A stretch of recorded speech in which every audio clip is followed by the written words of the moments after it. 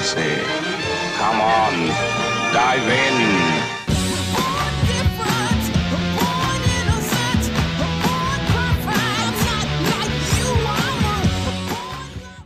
Well, it finally happened.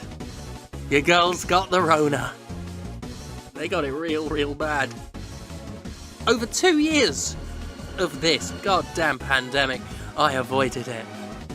And it got me. And I feel like shit. This week I'm supposed to be modelling a new t-shirt for the Jimquisition.com, a something capitalism bad shirt based on one of the most favourite phrases from this show.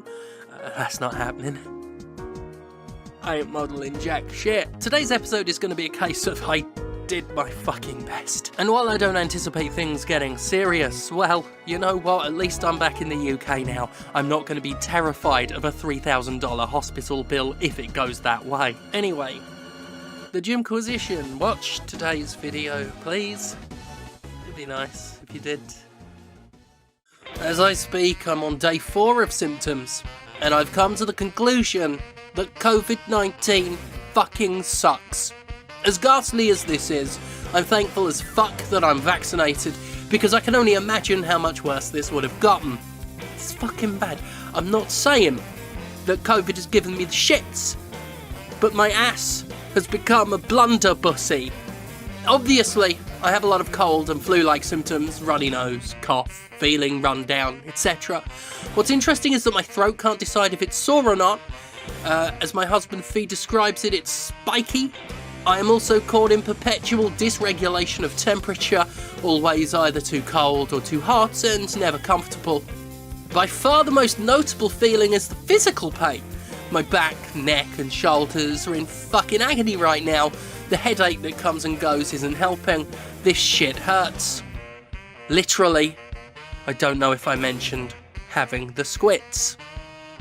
It's a stark reminder to myself, if nobody else, that this is both very real and very much still here, and as the world has attempted to force itself to normality, not one of us are immune. I went over 2 years of this fuck-damned pandemic without contracting coronavirus, and it's easy at such a point to think you're beyond it, that you made it, but no, none of us are special. We're just lucky until our luck runs out. I'll admit, I had been getting careless.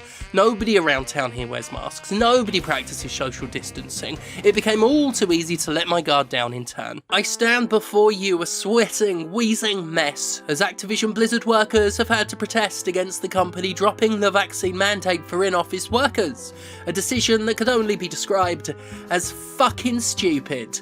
Staff protest caused the company to slightly back down, but only slightly, saying it would allow individual studios the decision on dropping the mandate, cowards, and that Activision Blizzard would keep vax requirements for at least the next few months. How generous. Still, the initial announcement made it clear that Activision Blizzard wants unvaccinated workers for whatever fucked up reason, all while the company attempts to bring workers back into the office on a full-time basis for no good fucking reason. Activision Blizzard is, of course, corrupt beyond words, to the point where California's governor is accused of trying to sabotage the lawsuit against the publisher. You know, the one detailing the years of harassment, abuse and prejudice at the company. Governor Gavin Newsom has allegedly been interfering in the suit and demanding information that served the interests of Activision, all to such a degree that people have started resigning over his corruption. Activision is like a cartoon supervillain at this point. While the ongoing Activision lawsuit could provide fuel for another half-dozen videos as the sheer depths of Activision's corruption continue to sink ever further subterranean, suffice it to say for now that it continues to be an awful company that puts the well-being of its workers dead last, existing only as it does to enrich a small group of obscenely wealthy men and their political allies. Fuck that company. Of course, the drive to push workers back into the office is fucking bullshit. The past 2 years of pandemic proved that so many jobs that once required office attendance did not, in actuality, require office attendance. Activision's workers were doing just fine at home, possibly doing far better, considering the hostile and hateful work environment Activision's leadership encouraged. It's worth noting that Bungie is looking into the opposite, a digital-first work policy that that will allow for remote work in both current and future jobs. This makes sense, not just from the perspective of a global pandemic, but also, let's be honest, how much game development needs to be done at a corporate office anyhow. As has already been proven by the amount of game development done during quarantine, not fucking much. The push to force workers into the office is and always has been a scam. A complete fucking scam that only benefits the landlords renting office space and control freak executives who want to completely dominate an employee's time.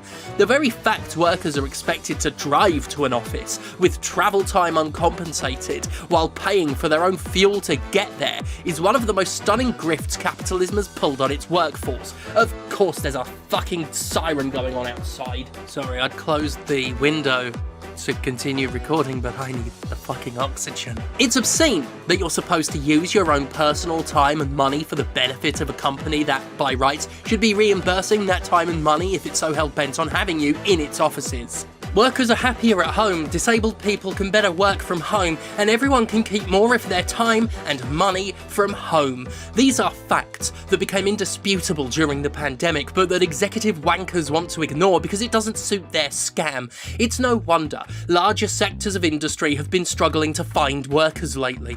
People are sick of being taken for granted. God, I feel like shit.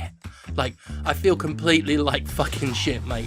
I've been typing this script in pieces on my phone while lying in bed because I can't face sitting at the computer until I absolutely have to in order to record it, which I'm doing now, and it sucks. I apologise if today's video is unfocused and wonky and a little on the short side. Frankly, this is the closest I've come to saying fuck it and taking Monday off, something I've never done in all these years, but I'll be buggered if I let COVID break my streak of not missing a Monday. I suppose there's irony in that, if not outright hypocrisy, to demand more breaks and better working conditions in the game industry, to expect decency in the face of a pandemic while forcing myself, gaspingly and sweatily, through a video production to maintain a streak that ultimately only matters to me. But at least I'm making that call, and I'm doing it for me. And I'm doing it from home, writing in my bed, which I wouldn't be able to do if I were forced to write in some cubicle a whole commute away, almost as if working from home at my own pace is inherently more productive or something. But what would I know? I'm borderline delirious from COVID. I don't know what I'm saying right now. Oh, Jesus Christ, Mary and Joseph. I hope you enjoyed today's video, or gleaned something of value from it. Myself, I'm gonna go straight back to bed now and regret everything. Everything. I think I'll be okay. I'm day 4 into this and still kicking. I feel like I'm over the hump, but we'll see. The squid's only really started in earnest today, so if I don't see you next week, do please thank God for me. See ya.